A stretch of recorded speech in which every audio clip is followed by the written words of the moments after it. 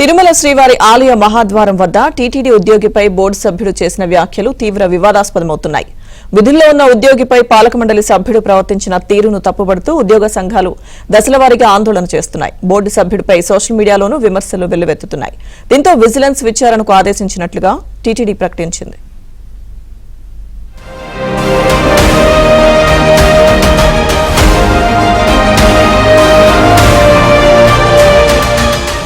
TTD ధర్మకర్తల మండలి సభ్యుడు నరేష్ కుమార్ బెంగళూరు నుంచి తిరుమల శ్రీవారి దర్శనానికి వచ్చారు.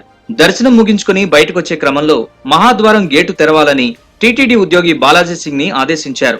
అప్పుడు ఆ ఉద్యోగి గేటు తెరవకుండా బయోమెట్రిక్ గుండా బయటకు వెళ్లాలని బోర్డు సభ్యుడికి సూచించారు. అహం దెబ్బతిని కోపోద్రిక్తుడైన నరేష్ కుమార్ మహాద్వారం వద్దే ఉద్యోగిపై బూతులతో విరుచుకుపడ్డారు. అక్కడే ఉన్న VGO Surendra, port AEO Muniratnam పాలక మండలి సభ్యుడికి సర్ది చెప్పి పంపించారు. అయితే ఉద్యోగిపై బోర్డు సభ్యుడి బూతు పురాణం తీవ్ర దుమారాన్ని రేపింది. ఆయన వ్యాఖ్యలు అటు మీడియాలో ఇటు సోషల్ మీడియాలోనూ విపరీతంగా వైరల్ అయ్యాయి. నరేష్ కుమార్ క్షమాపణ చెప్పాలని ఉద్యోగులు డిమాండ్ చేశారు.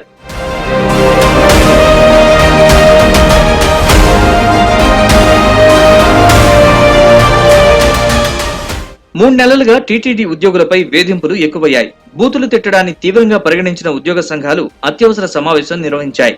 కొద్ది రోజుల క్రితం శ్రీవారి వరాహస్వామి ఆలయం వద్ద పుష్కరిణిలోకి అనుమతించలేదంటూ ఓ ఉద్యోగిని బదిలీ చేశారు. ఇప్పుడు పాలక మండలి సభ్యుడు ఉద్యోగిని బూతులు తిట్టడంతో పాటు మహాద్వారం వద్ద నుంచి పంపించేశారు. దీంతో ఉద్యమించిన ఉద్యోగులు నరేష్ కుమార్ పై చర్యలు తీసుకునే వరకు పోరాటం ఆగదని హెచ్చరించారు. త్వరలో భవిష్యత్తు కార్యాచరణ ప్రకటిస్తామని కూడా తెలిపారు.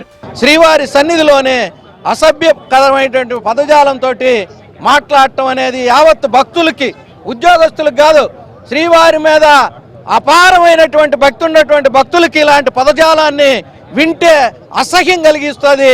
అలాంటి వ్యక్తి టీటీడీ బోర్డు మెంబర్గా ఉండటానికి అర్హత లేదు. వెంటనే ప్రభుత్వం స్పందించి అతను బోర్డు మెంబర్ నుంచి తొలగించాలని మేము డిమాండ్ చేస్తా ఉన్నాం. టీటీడీ ఎంప్లాయీస్ 24 అవర్స్ పనిచేసేటటువంటి వ్యక్తులు 100 సంవత్సరాల క్రితం నుంచి 10,000 మంది భక్తులు ఉన్నప్పటి నుంచి ఈ సంస్థని కఠోరమైనటువంటి శ్రమ చేసి ఈ రోజు 1,00,000 మంది భక్తులు రావటానికి టీటీడీ శ్రమ ఎంతో ఉందనేది మీరు గుర్తించుకోవాలని ఈ సందర్భంగా గుర్తు చేస్తా ఉన్నాం. వెంటనే అతను స్వచ్ఛందంగా రాజీనామా చేయాలి, బాలాజీకి క్షమాపణ చెప్పాలని చెప్పి ఈ సందర్భంగా డిమాండ్ చేస్తా ఉన్నాం. ఉద్యోగ సంఘాల నేతలతో మరో బోర్డు సభ్యుడు భానుప్రకాష్ రెడ్డి చర్చలు జరిపారు. వారిని సమాధానపరిచారు. తిరుమలలో మహద్వారం వద్ద జరిగినటువంటి సంఘటన చాలా బాధాకరం. టీటీడీ ఉద్యోగి పట్ల మా ధర్మకర్తల మండలి సభ్యులు వివరించిన తీరు మంచిది కాదు. మా బిఆర్ నాయుడు గారు, మా టీటీడీ చైర్మన్ గారు ఆదేశాల మేరకు యూనియన్ నాయకులు నిరసన తెలుపుతా ఉంటే వారితో ఒకసారి చర్చించమని చెప్పి వారు పంపించారు. టీటీడీ ఉద్యోగ సంఘ నాయకులతో మాట్లాడొస్తున్నాను. చైర్మన్ గారు తొందరలోనే వస్తారు. వారు వచ్చిన తర్వాత ఈ సమస్యని పరిష్కరించుకుంటామని చెప్పి నేను వారికి చెప్పడం జరిగింది. యూనియన్లో మాట్లాడుకొని మేము విషయం తెలియజేస్తామని చెప్పారు. కాబట్టి చైర్మన్ వచ్చిన తర్వాత ఇది మా కుటుంబ సమస్య, మన కుటుంబ సమస్య ఇదే అని చెప్పాను నేను. ఎందుకంటే టీటీడీ ఉద్యోగస్తులు, ధర్మకర్తల మండలి సభ్యులు, అధికారులు అందరం ఒకే కుటుంబంలో ఒక సమస్య జరిగింది. ఆ సమస్యను మనం కూర్చొని పరిష్కరించుకుంటామని చెప్పి చెప్పడం జరిగింది.